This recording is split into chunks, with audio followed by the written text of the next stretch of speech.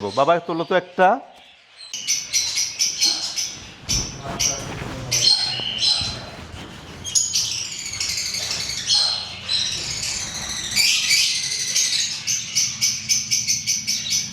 আমি এই মুহূর্তে আসছি একটি পাখির বাসায়।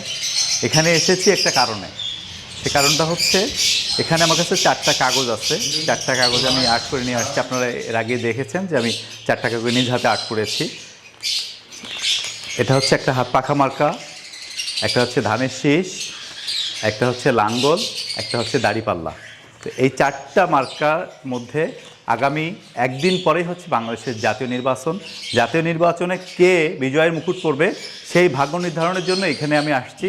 এখানে যে কোনো একটা পাখির মাধ্যমে দেখে আমি ভিতরে যাব, গিয়ে যে কোনো একটা পাখির মাধ্যমে সেই ভাগ্য নির্ধারণ করার চেষ্টা করব যে কে হচ্ছে 2026-এ সরকার গঠন করছে। চলুন তাহলে।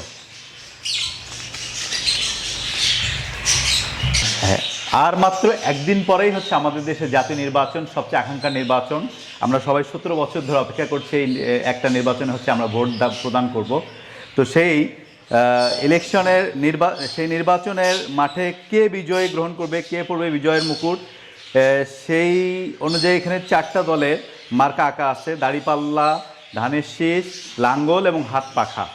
4টার মধ্যে কার ভাগ্যে বিজয়ের মুকুট আছে এই পাখির মাধ্যমে আমরা সেটা হচ্ছে যে বাছাই করার চেষ্টা করব। বাবা তোলো তো একটা। দেখি দেখি দেখি দেখি দেখি দেখি দেখি দেখি কি তুলেছে, দেখি দেখি কি তুলেছে। দাড়িপাল্লা। দাড়িপাল্লা জানি না আমি। এখানে বলার কিছু নাই। এখানে পাখির মাধ্যমে হচ্ছে বাকিগুলোও দেখাই। আচ্ছা, বাকিগুলো দেখাচ্ছি। এই পাখি হচ্ছে বলছে যে আগামী একদিন পরে হচ্ছে দাড়িপাল্লা হচ্ছে এদেশের বিজয়ের মুকুট পড়বে। দেখি তার কিন্তু অনেকে ভাবতে পারেন যে আমার হাতে সবগুলোই কি দাড়িপাল্লা কিনা, সেটা দেখাচ্ছি। এটা মুখে থাকলো, এই যে এটা হচ্ছে এই যে দাড়িপাল্লা সে আবার নিয়েছে। এটা হচ্ছে হাত পাখা, তারপরে হচ্ছে এটা হচ্ছে ধানের শীষ, আর একটা হচ্ছে লাঙ্গল।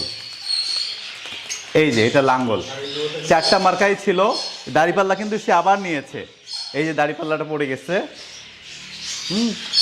এই যে পাখি বলছে যে একদিন পরে জাতীয় নির্বাচনে বিজয়ের মুকুট নেবে দাড়িপাল্লা।